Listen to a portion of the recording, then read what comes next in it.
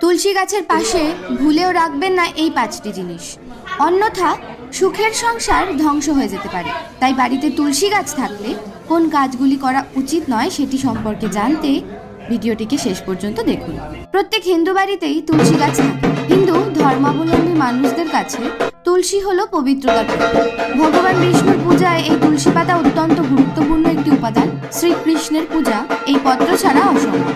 তুলসী শুধু একটি গাছ নয়, বিভিন্ন দেবদেবীদের বাসস্থান। তুলসী গাছ বাড়িতে থাকলে বাড়ির সমস্ত বাস্তু দোষ দূর হয়ে যায়। এইবার বলি তুলসী গাছ বাড়িতে থাকলে কি কি করবেন না। কিন্তু তার আগে আপনি যদি চ্যানেলে নতুন হয়ে থাকেন তবে চ্যানেলটিকে প্লিজ সাবস্ক্রাইব করুন এবং পাশে থাকা বেল আইকনটিকে অবশ্যই প্রেস করুন। বেল আইকনটি প্রেস না করলে আপনারা কিন্তু আমাদের চ্যানেলে আপলোডেড ভিডিও দেখতে পারবেন না।